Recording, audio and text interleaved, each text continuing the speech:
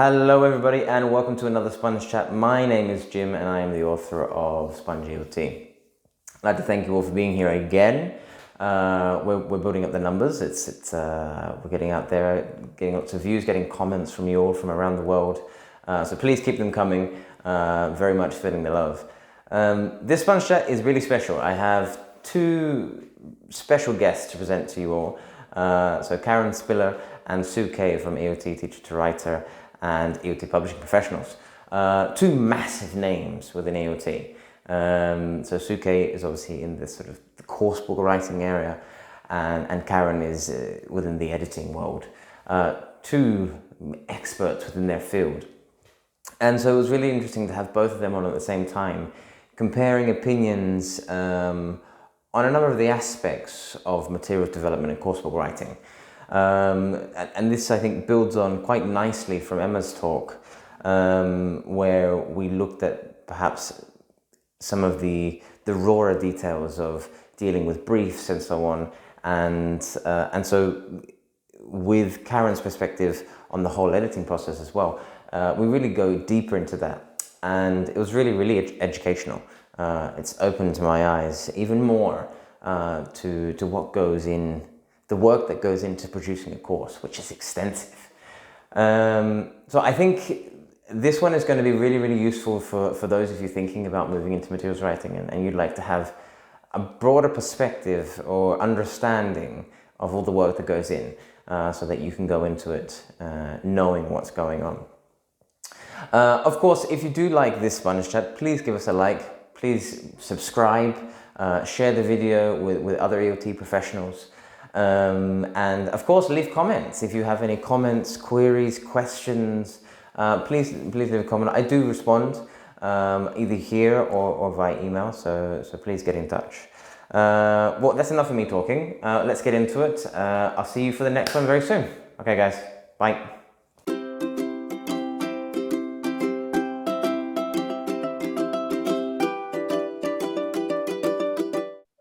Hi, Karen. Hi, Sue. How are you both?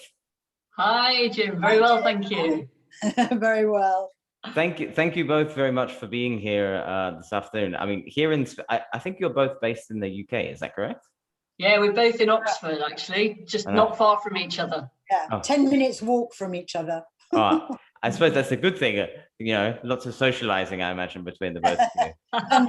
Lunch figures quite prominent Right. in our weekly routine. We find the Maudling Arms quite inspirational, don't we? Right. Oh, absolutely. Yeah. I'm actually in the north of Spain at the moment, and it's for lack of a better word, it's bloody hot here. It's very, very warm at the moment. Oh, lovely. But in Oxford, what's the weather like there? Ray. It's been pretty miserable all month, actually. It's been muggy and a bit rainy, and I haven't seen much of the sun. When you compare it to last year, when we went into lockdown kind of for the first time, the weather was just beautiful, wasn't it? Kind of like March onwards. Yeah. The only thing that's happy, I think, with the recent weather is my tomato plants. Right. I suppose the weather is perhaps reflecting the mood of England at the moment after losing the Euro Cup. Yeah. Oh dear, I know. So sad. So near and yet so far. So near and so far. Painful. Right. Well, perhaps before we get into it, maybe I can just for those listening or watching briefly go over the purpose of Sponge Chats. So these started from a question really, and the question was, how does one get into teacher training? So I'm a trainer and I blog frequently about that. And I thought, well, okay, I can talk about my experience, but it's quite interesting because every trainer or materials writer or editor or ELT professional has a very different sort of journey, if you will, to get to where they've got to. And I've interviewed a number of teacher trainers, a number of materials writers, and both of you are massively well established and almost household names within ELT. And so it would be lovely to be able to get your perspectives on how teachers can progress within their career from teaching to materials writing or editing and other sort of sections in that zone. And I suppose the reason for this is, well, at least I'd like to encourage teachers to stay within ELT, so that we can sort of help with retention and stop losing teachers, I suppose, to perhaps mainstream education, or at worst, completely. And so that's the goal of Sponge Chat. So I suppose we should get into to you, lovely ladies. Maybe we can, Karen, would you be able to introduce yourself? Just give us a brief rundown, and then we'll go on to Sue. Yeah, okay. So, well, I've been in ELT since 1987, something like that. I can tell you kind of the anecdote of how I got in there and how it all started and things. But basically, a sort of potted history of my professional career is that I started with Oxford University Press as a rep in Spain. I was based in Madrid. It was in kind of like the 1987, 1988, something like that. And I think there were 3 reps covering the whole of Spain at that time, which is just like, shows you how long ago it was, and how it felt actually sort of quite pioneering, you know. And it was just a great way to spend my kind of early 20s, and zipping around in a little company car and visiting schools and talking to teachers and showing them the OUP list. And then I moved to Heyderman, and then as a field editor, also in Madrid. And then kind of at the end of '89, I came back to the UK and I worked in editorial. I was the publisher for Spain and Adult it had become Macmillan by that time. Macmillan had bought Heyderman in the mid 90s. And then I had a spell with Hachette Livre, the big French publisher, and I was based in Paris for a few years at the beginning of the century. And then when I came back from there, I went freelance, and I got together with Sue and the other Karen White, and we set up ELT Teacher to Writer. And that was in about it was probably about 2011, and 2012 we incorporated the company and stuff. And then, so we've been working on that sort of, you know, for quite a long time. And then a couple of years ago, Sue and I joined together with Helen and Gemma, and we set up ELT Publishing Professionals. Yeah.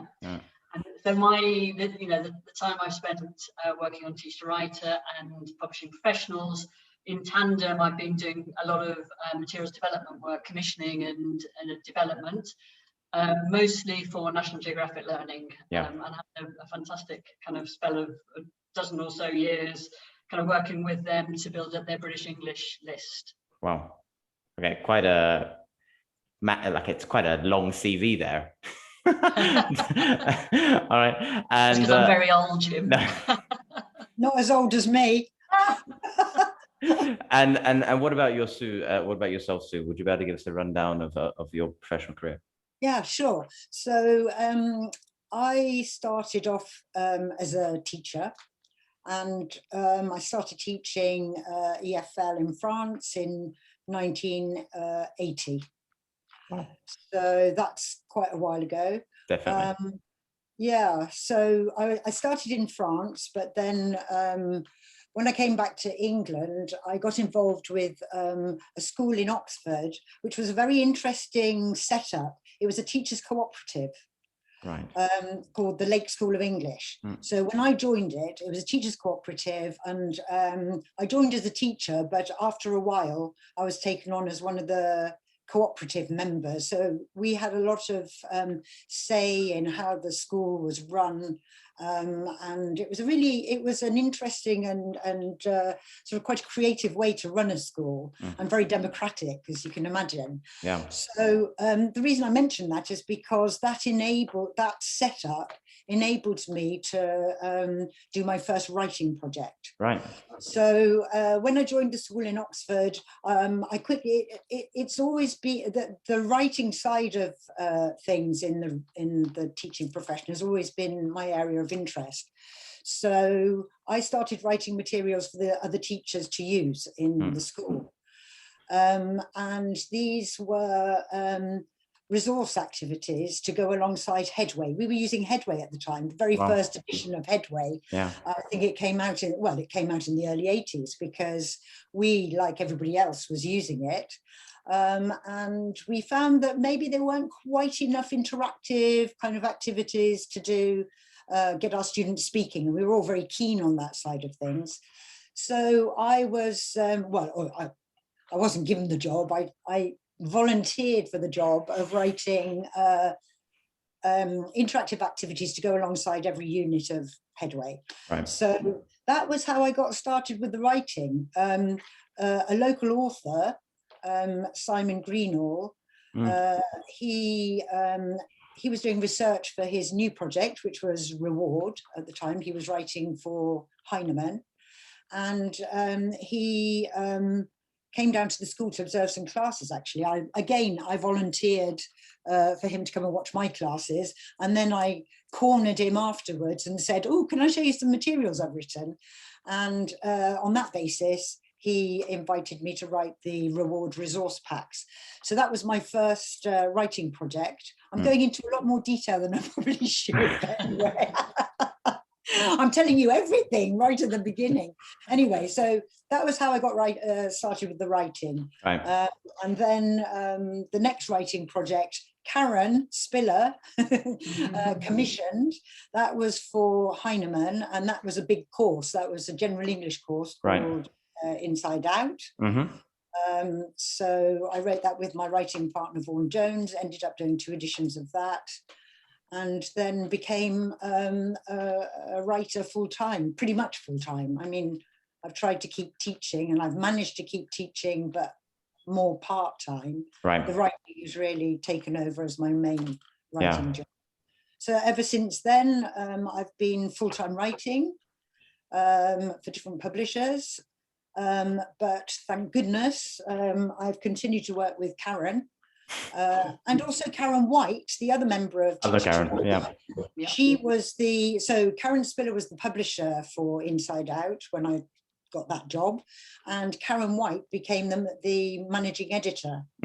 So we've all worked together over the years, and you know, started Teacher to Writer. Well, it was Karen Spiller's idea actually to set up Teacher to Writer. And thank goodness she asked me to join. And it's been a fabulous thing to do. You know, we've been going for since about 2012 when it became official. Wow, that is quite a massive journey for both of you, and it seems like you've both been working together for quite a long time as well, in different sort of dynamics as well. Yes. So I mean, I suppose I imagine that both of you, in fact, I know that both of you have delivered, for example, training courses on materials writing and things like that before. But it certainly seems like your main focus as ELT professionals has been materials writing, not so much teacher training in that sense. But obviously that's fallen in there, I think, quite naturally. What was the motivation to move into materials writing? And I mean, because you've both built massive careers out of this. Why materials writing and not some other area within language teaching? I'm not sure. Would anyone like to?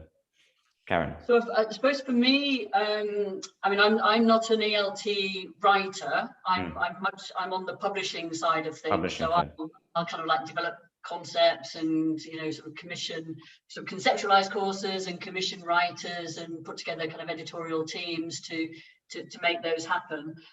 But I mean, Sue can obviously kind of talk about being an ELT writer and what drew her to the writing. I don't know. I mean, the way I actually got into publishing kind of in the first place was that, I was here at university and kind of I didn't really know what I wanted to do when I left.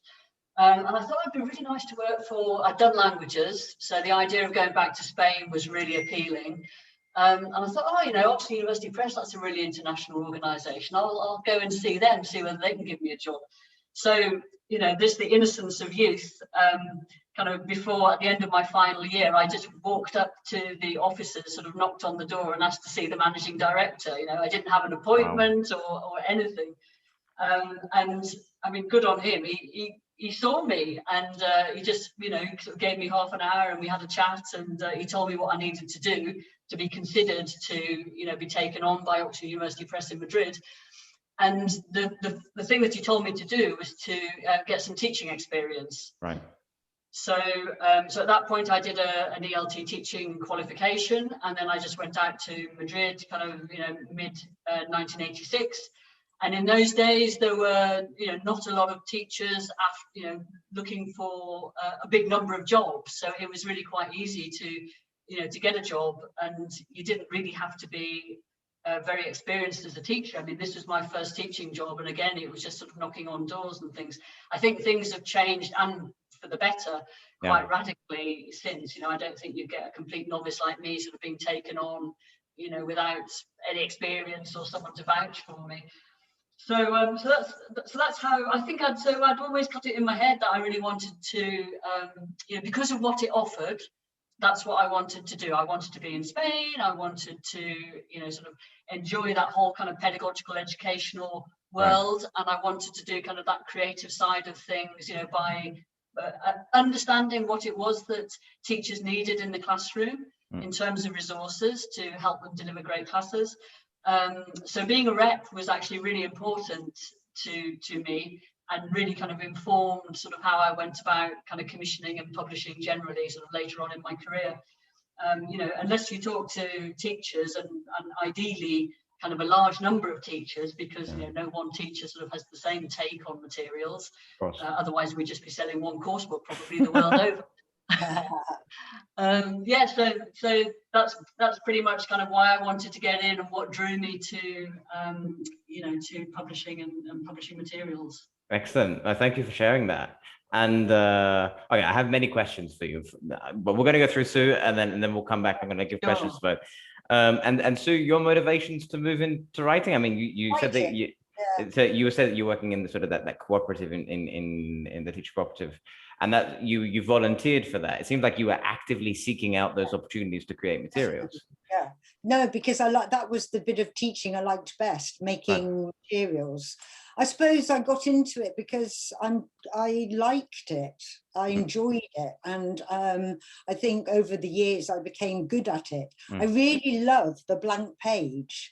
I love building something for the, you know, something for the classroom out, you know, from a blank page. I really enjoy that. That was, so I suppose the environment I was teaching in at this particular kind of teachers cooperative, that gave me the freedom, and it enabled me to pursue the sort of the writing, because I was a member of the cooperative and I was one of the bosses, so I could sort of decide that that was a good thing to do.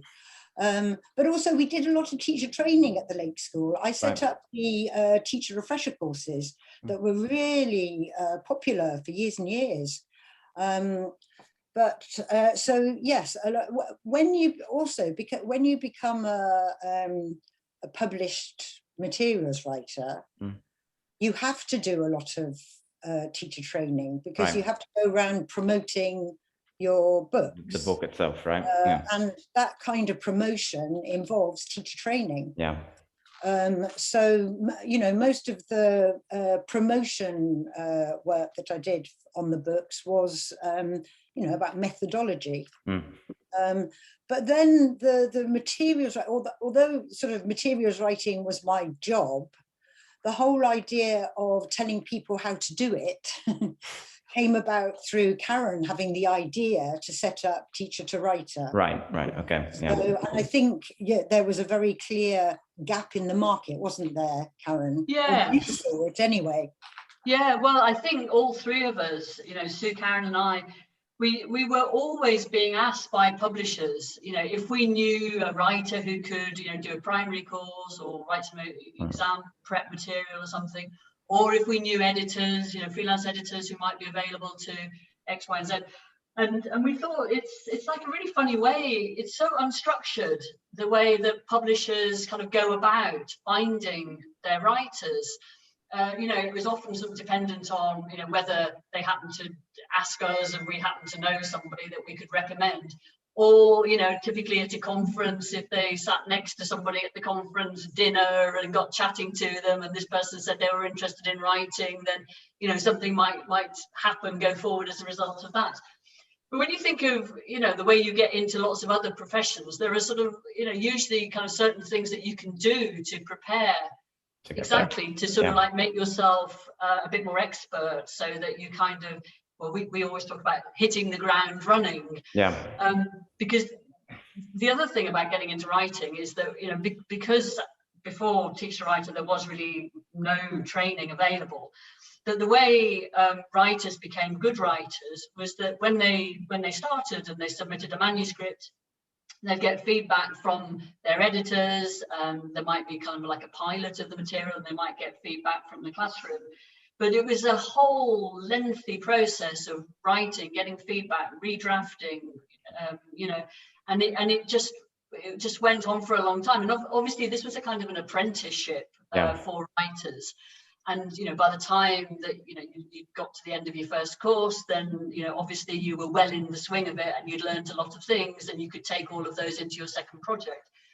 But we wondered whether there wasn't like a better way that we could help, what's the word, sort of like truncate that sort of apprenticeship, accelerate it, you know, so that people could, rather than having to learn the painful lessons of, you know, getting it wrong, you know, before they got an opportunity to get it right, if we could actually kind of get experts that we knew kind of in the industry to write these writer training courses, or writer training titles, so that, you know, people would be writers, and practicing writers could sort of write, you know, read these books and just sort of pick up some tips and tricks and refresh their own kind of approach as well. And we're big on checklists, aren't we, Sue? We love a checklist.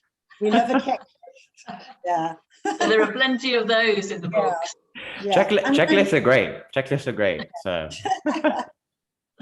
And also the industry was changing. When I started writing, got my first big writing project, Vaughan, my writing partner, and I wrote every single level of the course. Over, you know, 5 levels over 5 years. The industry was changing. You know, the projects were needed more quickly. Writing teams were getting bigger and bigger, and so with all these new writers coming on board to sort of fill up these big teams, that was you know, another reason for thinking that new writers needed help with getting the ground running. And it seems like, I mean, it seems like your books have, as you said, filled that gap in the market. I've spoken to numerous materials writers. For example, I just released one today from Emma Heyderman, and for example, Lindsay Warwick and Teresa Bestwick. So I've spoken to a number of materials writers, and pretty much all of them have recommended, you know, the ELT Teacher to write a series. You know, as I was talking about before, myself, I've got them, but not for materials writing. It's more for talks and things like that. And so they're, you know, they've definitely hit that mark, I think, which is excellent. I suppose, you know, you both are now well into the areas where you are. For example, Karen, you're well into publishing, and Sue well into writing. Along the way, for example, in the publishing realm, have there been any challenges that you've come across for yourself, Karen, and for Sue? Has there been any challenges that you've come across specific to materials writing? And if there have been these, how did you overcome these? Perhaps we'll go to Sue for this one first. Oh, okay. Yeah, I would say that the main issues for materials writers is time and money. Time and money, right. Those little things. So time, because when you start writing, you're invariably also teaching, or nowadays, you know, quite a lot of editors become materials writers as well. So you're invariably at first juggling 2 day jobs, or you've got one main day job, and then you're getting into the materials writing. So when I started, I was teaching full time. Wow. I wrote the first materials I wrote in the evenings, at weekends. I did have some time in school time to write the reward resource packs because of this, you know, great setup. But when we started Inside Out, both my writing partner and myself, we were both teaching full time at the Lake School. Wow. Which was a fantastic way to write materials, because everything we wrote, we tried out in the classroom and gave to other teachers to try out. So, you know, absolutely the best way to write usable materials. But there came a point, I can't remember exactly when the tipping point was, but there came a point, I think the point was when the books were published and we had to start going abroad to promote them. Right. I think when we started to have a bit of success, then, you know, the whole promotion side of things took over, and we could no longer keep a regular teaching job whilst we had to go off for a week at a time to far-flung places, which was a fabulous way for you know, my profession to go. I loved it. Yeah. But it meant that juggling the teaching and the writing became more difficult. Right. Also, the point I mentioned, it was time and money, the point at which you can afford to become a full-time materials writer, that's another tipping point as well. Right. I think, you know, a lot of people continue to do more than one job, but, you know, and that, you know, it's hard. But getting the balance, I would say, is what I found tricky. Tricky, yeah. Yeah, and I regretted having to give up the teaching, but I've managed to find a way to do summer school teaching and voluntary evening teaching that keeps my hand in. Without meaning that I couldn't possibly do a full-time teaching job and a full-time writing job. Right, that's interesting. You're echoing kind of what Emma said as well, in the sense of, you know, you could take on both jobs, but there comes a time where you need to sort of take in your own well-being and understand how much you can do, and still, you know, are you going to have time off for yourself? Are you going to relax? So that seems like it must have been something difficult to contend with it. So I suppose the financial thing as well, like, are you actually going to make a living out of that, must have been a big question in your mind, and for many writers, I imagine, as well. Yes, I mean, it's the great unknown question, you know, at first. Yeah.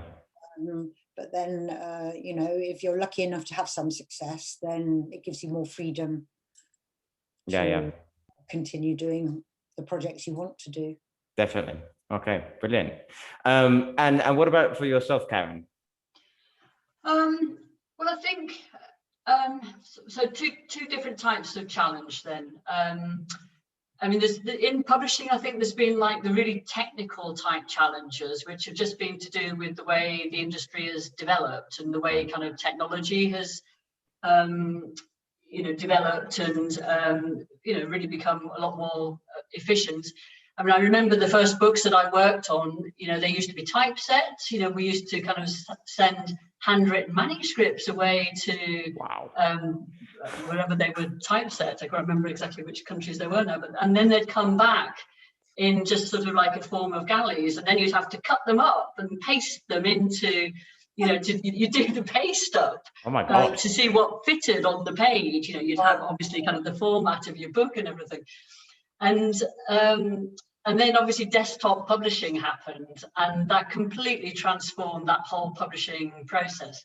And in some ways it made it a lot easier, because it was much easier, you know, it's much more immediate. You know, you put something in, you could see whether it fitted or not. You could, you know, delete a word and see whether you could get that line back and everything, rather than have to send it off to India or wherever we were sending these things. And but at the same time, it actually made it a lot easier to change things. So, you know, the idea when we were publishing before, everything just had to be kind of like be right from the start, because you sort of it wasn't easy to make changes. Whereas with, you know, when it was all desktop publishing, it was much easier to make changes, which has got to be a good thing. I mean, it's sort of, it throws up its own different set of challenges, of course, but you know, it's definitely a good thing. And then, you know, the next big, probably technical thing that's happened is digital. You know, the fact that kind of bit by bit, you know, we started off with kind of digital add-on components, didn't we? But more and more these days, you know, courses are being conceived as digital first courses, and that completely, you know, sort of well, sort of just sort of throws up into the air really kind of all of the things that we think about when we create print-led courses, and they sort of come down and form different patterns, basically. So I mean, so there's been sort of significant kind of technical changes sort of over time, but I think for me the biggest challenge with publishing and getting really producing a fantastic course is there are so many stakeholders in publishing. You know, there's obviously kind of all of the internal stakeholders. There's your marketing department, there's the production department, there's the design department, there's obviously your authors. There's probably a whole team of consultants who are teachers who are kind of giving you their feedback. And to try and pick your way through that and end up with something which satisfies everybody is actually really tricky. And it's such a kind of multidisciplinary profession that, you know, you have to find a way to work across those different disciplines and take everybody with you and end up with something which everybody is hopefully happy with.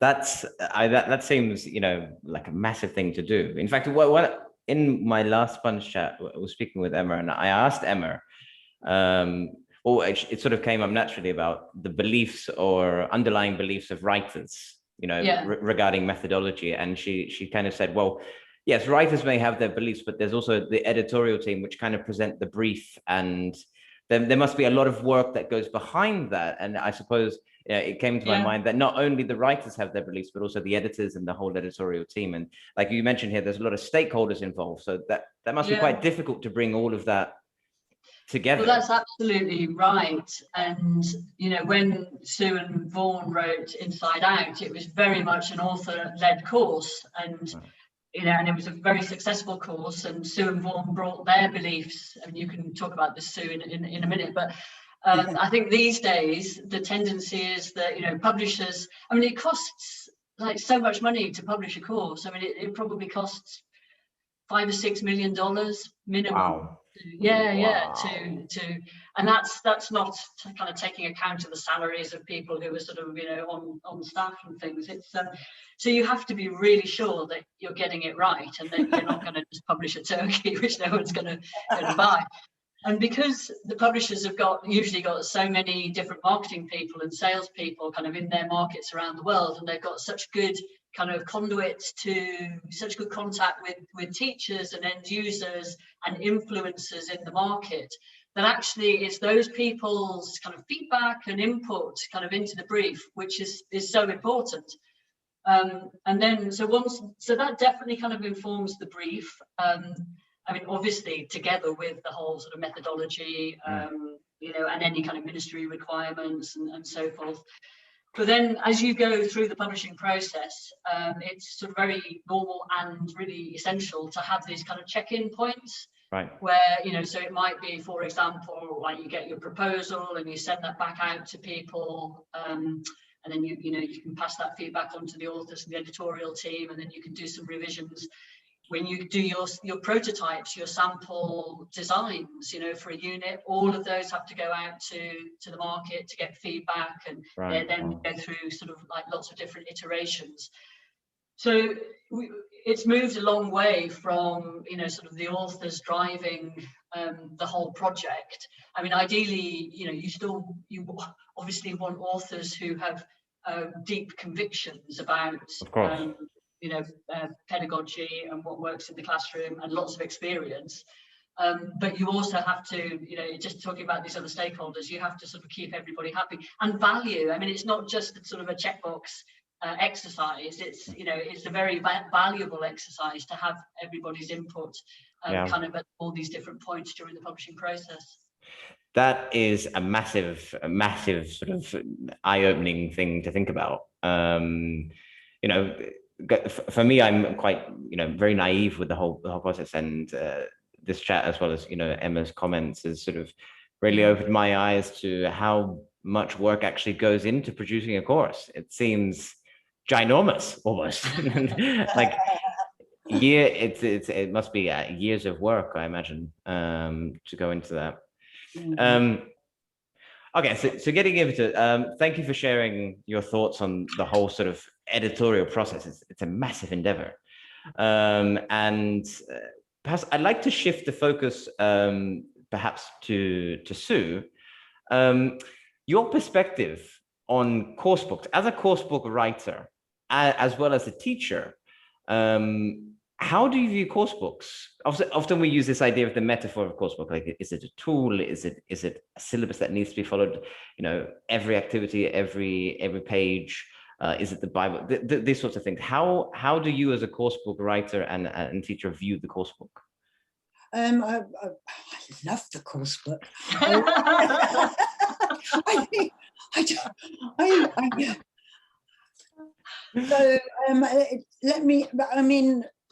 It's really difficult to be objective when you are a course book writer, because I mean, I use my course books, and you know, but let me cast my mind back to like when I was teaching before I'd actually written one.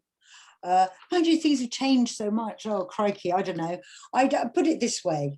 I like having course book material to base the lesson on. I really do, because somebody has thought through the progression.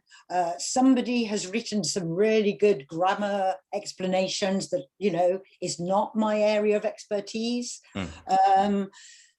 Having said that, if I feel like adding something that's just happened in the press, or an interactive activity that I think, you know, at this stage, I need to get my students off their seats and moving around, then, you know, I'll mix and match. But I'm very keen on basing, well, not just a lesson, but the course that I'm doing with students on a course book, right? For all the reasons that Karen's just explained, all these minds and all this expertise that goes into, you know, building a course. Of course. You know, there's no way that your average teacher is going to come up with you know, anything as good as a course book, I was going to say, well, as thought through anyway. Yeah. So if I don't like the text that's in Unit 3, you know, maybe I'll go and grab something more engaging for what I know my students like, right? And replace it. But the basic structure of my classes, I've always been very happy to base on a course book. But also, Sue, the kind of material that you write allows a lot of space for the students. Oh yes, oh no, that's my, oh yes, I'm very, Karen was talking about authors, and you know, and I'm a very opinionated author when it comes to the kind of material that I think works in the classroom, and the kind of material that breathes, as you say, Karen, and allows for a lot of personalization, you know, and raw material that is the kind of thing that is relatable to most people, then that is the kind of material that I would favor. Yes, because it's as you say, it allows space for the students to bring in their own thoughts, their own experiences, their own opinions. Yeah, that's the kind of material I like, and that's why I like using my course books. Of course, that's a stupid thing to say, because you know there's a lot of fantastic course material out there. Yeah. And as a course book writer, it's really important for me to try out other people's materials, and of course I do. Right. That's really interesting. I mean, I love course books. I do think that teachers sometimes perhaps could do with experimenting perhaps with course books and how they're implemented, just for their own context. But I think course books are a brilliant tool. And like you said, there's so much thought and research that goes into presenting them. And especially when I find that I'm working with perhaps novice teachers, they actually provide a really good guide on how things could be done for certain contexts. And I find that creates it reduces the stress on teachers, which I think is really important. That's another thing. Yes, the time. Yeah. Massively. And another thing is when it's always really interesting when you're doing a second edition of a big course, and you go around and you talk to teachers who've been using, the first edition of your course book, because you want to work out what works and what doesn't work. And so the kind of information that you get back is sort of typically, oh, I skip this exercise because it's a bit repetitive and students don't learn anything new. Or I have to adapt this one because it's actually too demanding. Students can't, they need another bit of scaffolding before they get to this point. Right. So teachers are just sort of so clued up about when it comes to using course books, having that critical eye and understanding what it is that how they need to adapt the material on the page to make it work for their classes. And it's often very interesting that there's a high consensus. In the feedback that we get from teachers about, what works and what doesn't work, what students find interesting in terms of texts or listenings and what they don't, and so forth. That, and obviously as a publisher, what you hope for is a high degree of consensus, because then your task of writing the brief for the second edition becomes that much easier. Yeah. So it seems like once you finished a course, that's not the end of it. Generally, it's you finish it and then you're waiting for the reaction to go on to prepare for the second one. Is that right? Well, that's right. Yeah. I mean, I think publishers these days, every publisher will have their 5-year publishing plan. Right. And they'll probably plan a second edition, provided a course gets to a certain level of sales, which proves the success and it's got a kind of critical mass of users. They'll plan a second edition, a new edition of that course every X number of years. It might be every 4, every 5 years. And they'll try and time it so that, there's people are still kind of adopting it. And then just when it's hitting its peak, they'll bring out a new edition so that anyone who is thinking of dropping it, just because they may be a little bit tired of using the same material, suddenly they've got a new edition which has got new material in it, which will kind of reinvigorate them and their classes. And also, a second edition, a good new edition, also picks up new sales. Because you can show your new edition to people who haven't used it, and you can kind of explain what you've done and why it's so great and why this works in the classroom. Right. So many things that go into this. It's such a large scale project for this. I do have some specific questions, I suppose. I'm going to start with you, Karen. This is actually a question from Emma. She mentioned that meeting your deadlines is a must when working with publishers. I imagine you would second that, I suppose. Totally, yes. It's because so many people are dependent on the material coming in at that time. When you think about it, so when a manuscript, when that unit, because we usually kind of break it down into units these days, deliver unit by unit rather than delivering a whole book for lots of different reasons. But when you have that date in your diary and you've got your reviewers waiting over here expecting to get the unit in on that date, you might have your designer waiting to get the unit to do a prototype of what the design, what it's going to look like. It's just really important. It can, if the author misses the deadlines, that's like the brick at the bottom of the wall that you sort of pull out and things come tumbling down. Right. So you've kind of answered my question. My question was going to be, from Emma, it was: is it better to hand in something by the deadline that you're not completely happy with, or is it better to miss the deadline by a few days and make it so that it's perfect and hand it in? That's a tricky question, isn't it? Yeah, that's a funny question, isn't it? It is actually. Neither of the above.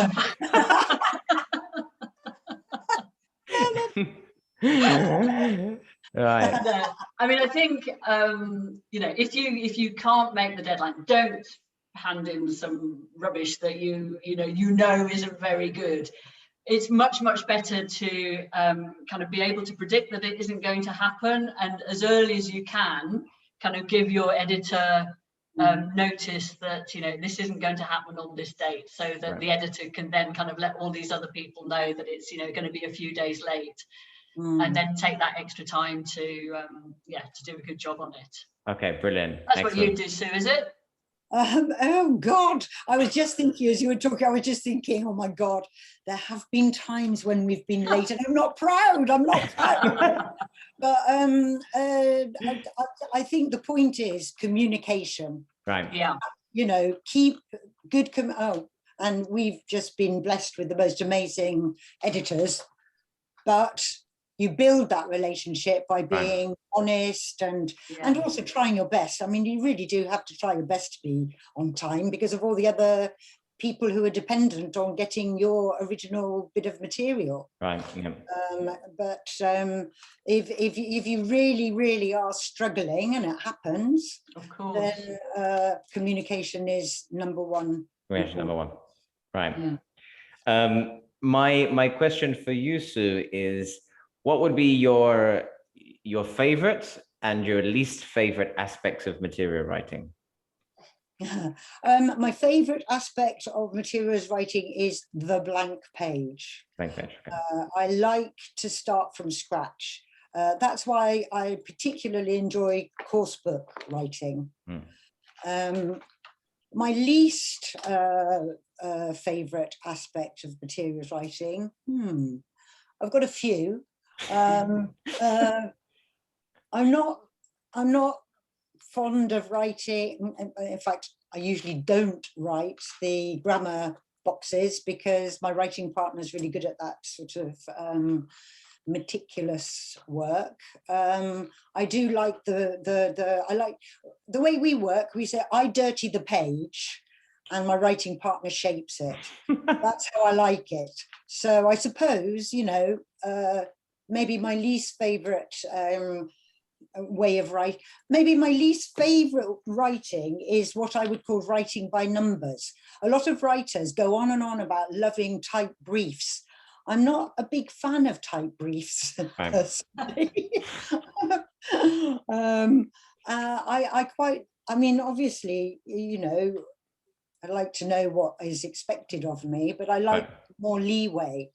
At the moment, I'm writing sort of very tight exam-focused material, and it's erring on the side of writing by numbers, if you like, sort of, you know, following very strict rules. I would say this kind of writing is a bit too tight for my liking. However, it's outside my comfort zone, and it's I'm learning new skills, so I'm quite, you know, I can see the positive side of it. Brilliant. So, excellent. Blank page good, tight briefs bad. Okay. Yeah. Development is a big thing within ELT, and you're both in different strands of sort of the publishing and coursebook areas. But maybe Karen will go to you. Are there still ways that you find that you're developing now? Are there still things that you're doing to continue to develop? I think, yeah, so the things that I'm doing. I mean, certainly the time that I spent working with National Geographic Learning on their materials was really fascinating and really developed me as a publishing person. Right. It made me kind of like understand, lots of different things really, sort of like the importance of having a really well thought through and deeply held kind of philosophy about and convictions about kind of materials and you know what they should be like. And once you've got those kind of deeply held convictions, you know, the brand kind of just comes with it really, because it sort of goes through everything that company does, you know, in terms of its branding, its publishing, its marketing. It all kind of coheres really sort of brilliantly, I think. So yeah, that was certainly something that I've kind of learned recently. And then I think kind of in the last couple of years, while Sue and I have been working on ELT Publishing Professionals, which is this directory of freelance writers and editors that kind of all of the ELT publishers are signed up to use, and they search. So in a way, it's kind of like really sort of democratizing or systematizing more that search for writers and editors, that you can kind of really drill down into the kind of skills and experience that you are looking for in a writer or editor, with all the different kind of search criteria that there are in the directory. And I've just found it really interesting kind of working with a range of different publishers and just trying to understand kind of what's important to those different publishers. So I think it's kind of like really there's no courses or anything that I'm specifically doing at the moment, but it's my contact with people who are kind of at the cutting edge, you know, who are really, you know, very operational in the industry, which I'm finding very interesting at the moment.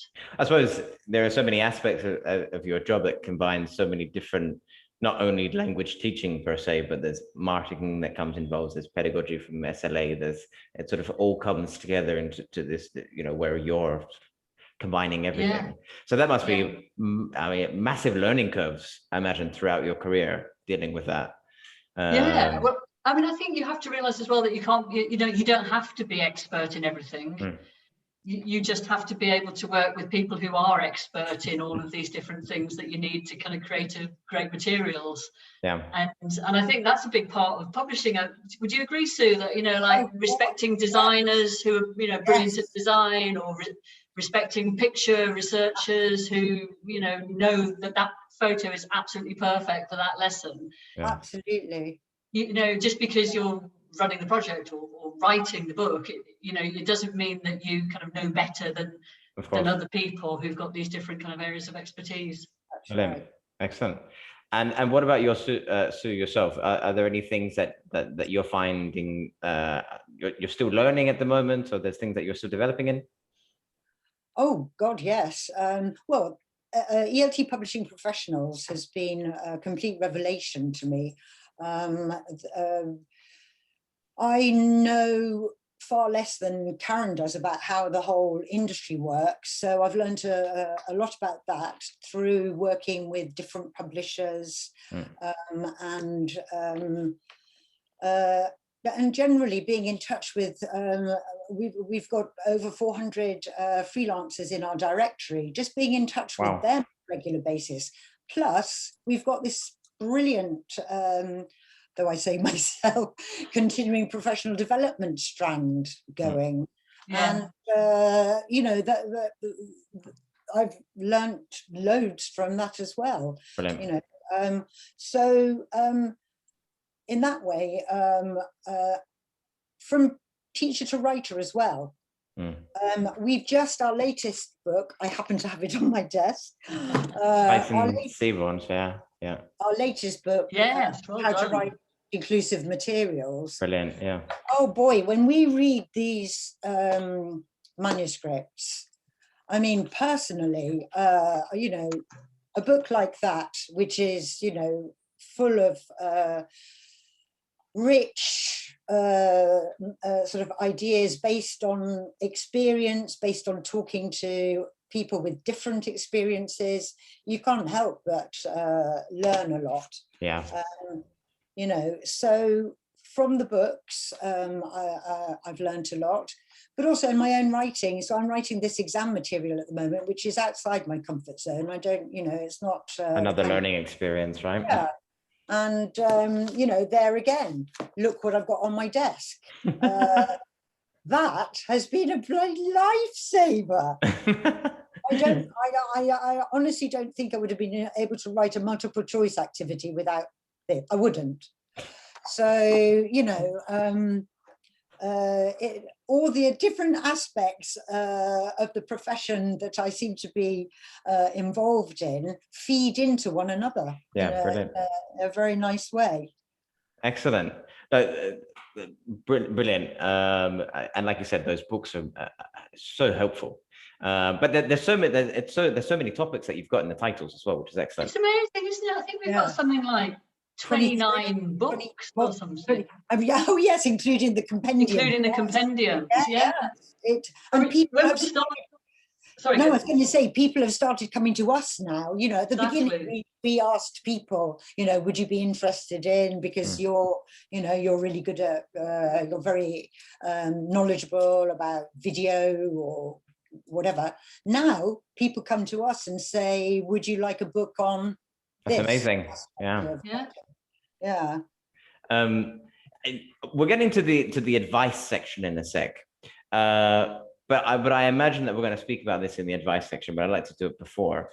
It seems like the directory, and in fact, a number of my friends who work in publishing have mentioned it to me, or writing, I should say. ELT Publishing, you know, Professionals, the directory that you have. It seems like that this is a good place for freelancers that after they've started working as writers, they should sign up, or is it something where you can sign up before?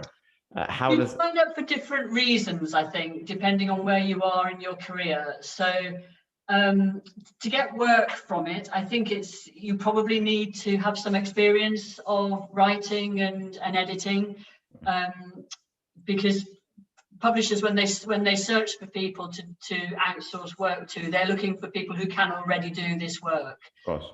You know, then they're not looking obviously to train up people unless they're people that they're employing who are going to be on staff and everything in house.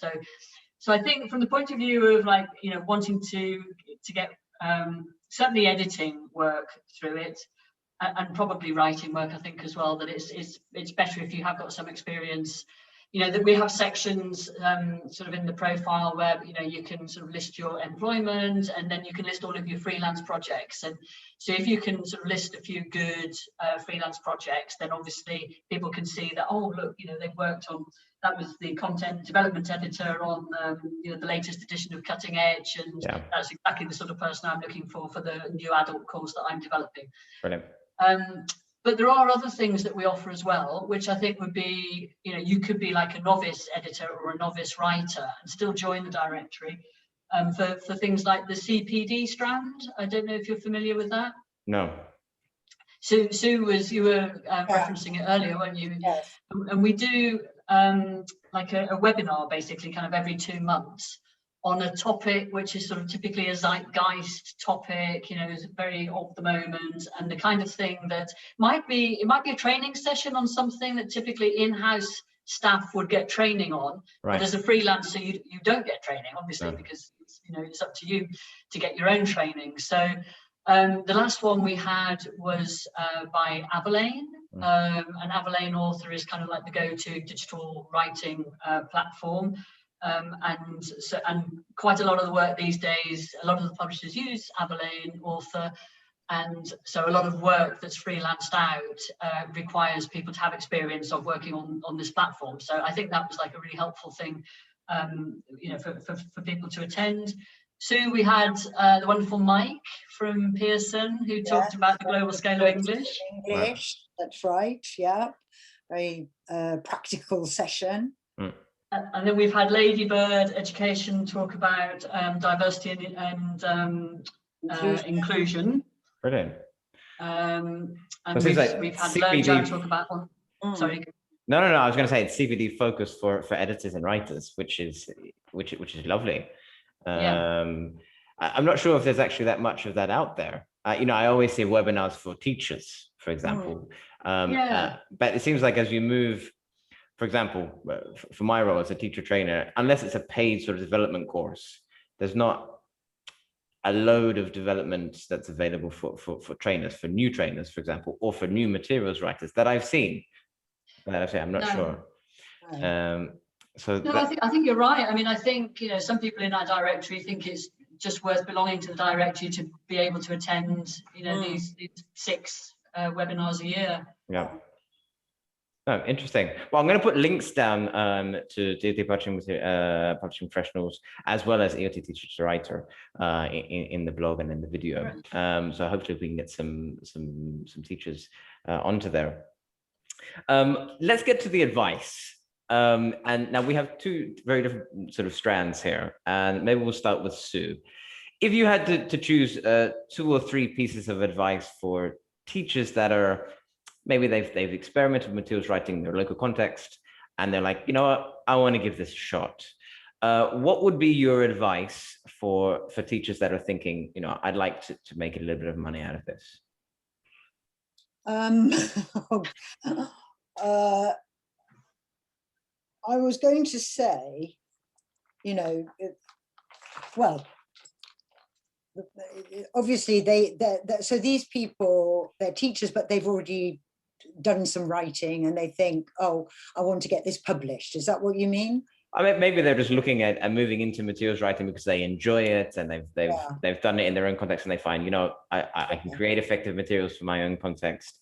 Maybe I should do more with this. Right. So they need to get it. They need to get in touch with the people who can sort of point them in the right direction to go to a publisher or Well, it's been a bit quiet the last couple of years because we haven't been at conferences, and that's usually an ideal place to network. Right. I think conferences are they're fantastic for meeting people, for going up to a publisher's stand and seeing if you can get to talk to somebody. I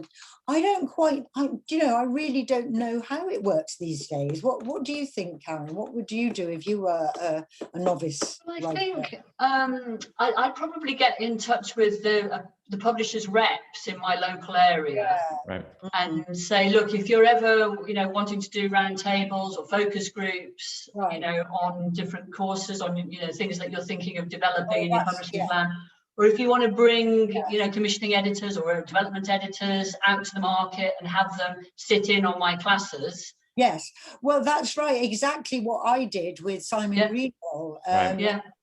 So somehow make contact with a publisher, offer to do readers' reports. Yes, that's a good one. That's how Philip Kerr became involved with the Inside Out project. Right. So yes, that's right. Focus groups, readers' reports, make contact. Yes. It sounds like you need to be actively seeking opportunities for if you're looking to be successful with materials writing. But there's also nowadays, of course, I mean, nowadays it makes me sound like an old granny, which I am. People blog and they're on social media. They're all over social media. That's a great way to get yourself out there. Yeah. I mean, there are people I know only through reading their stuff on LinkedIn, Facebook, and so on. So get blogging. That's a good one. Brilliant. You could offer to do talks as well, couldn't you, for publishers at conferences or webinars. I think quite a lot of people have started like that. Yeah, exactly. Interesting.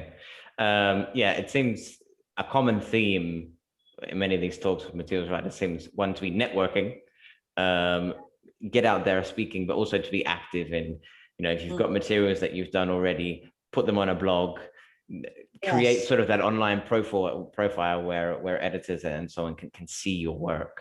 And that seems to be really important. Maybe if we flip to becoming an editor, so from the editor's perspective, so not everyone in sort of the ELT publishing world is a writer. It seems that there's also the strand where people become sort of taking the editing route.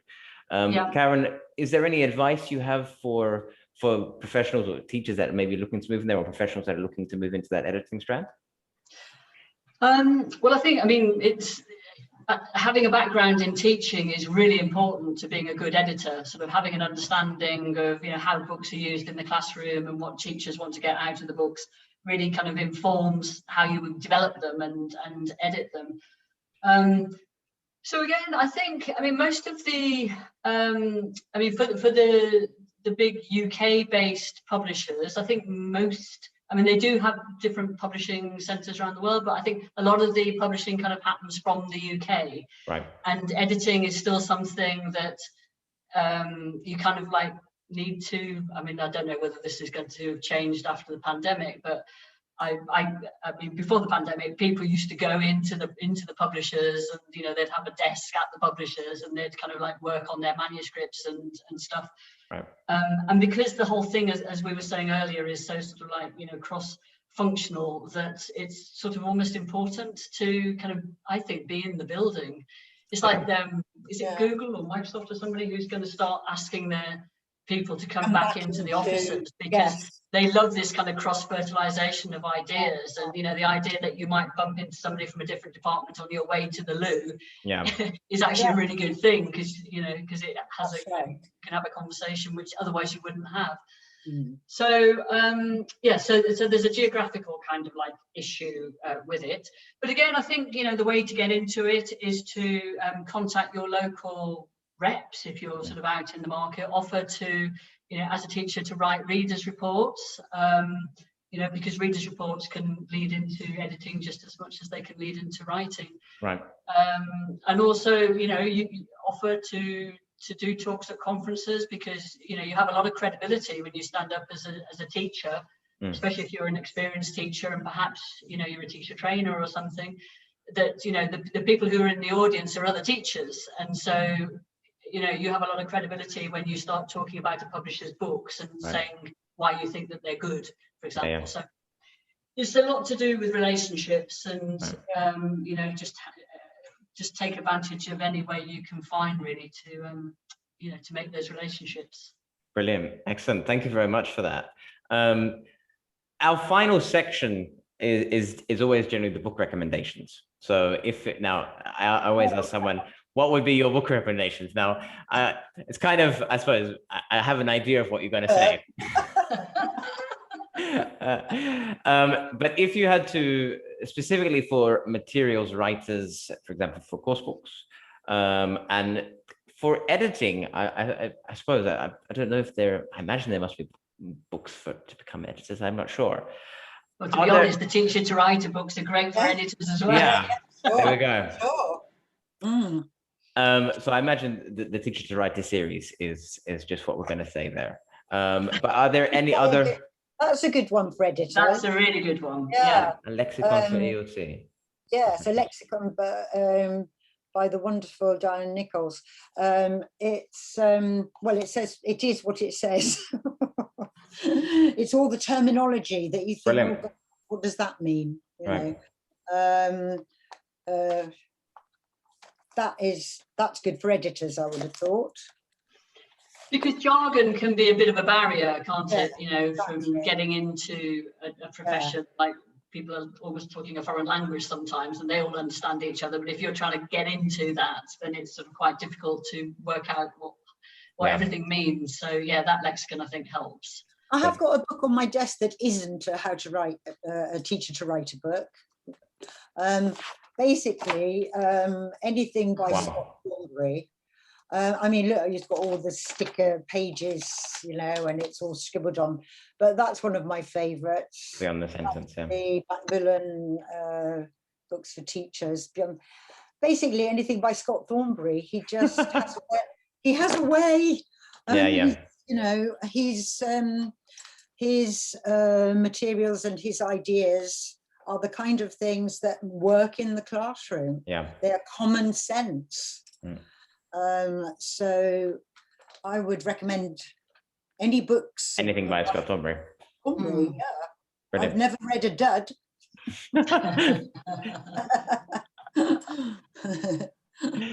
Brilliant. Excellent. I second that. I mean, I haven't actually read any of the other How to Write series. I've only read this one, but if the others are like this, a 10 out of 10. It's absolutely amazing. So yeah, amazing series. And of course, anything by Scott Thornbury. Well, Scott Thornbury, Scott Thornbury. So yeah. Ladies, I won't keep you any longer. I feel like I've taken up a lot of your afternoon time. I just want to say a massive thank you to both of you for taking the time out of your schedules to be here this afternoon. It has been massively insightful to look at two kind of different perspectives, but how they come together. And as I said at the start, the purpose of this chat is to really to give teachers that are maybe looking to further their career within ELT some of the options that they can take and how they might take them. And I think that you've both provided very clear insights on how teachers in various contexts could do that and some advice for them. So I'd like to thank you for that. Without further ado, I will let you go. And hopefully we can see each other again, perhaps at a conference or somewhere. Oh, wouldn't that be nice? That'd be lovely. Yeah. Fantastic. Oh, it's been lovely chatting to you. Brilliant. Yeah, thanks for inviting us. No, thank you. All right, ladies. Bye. Bye. Bye. Bye.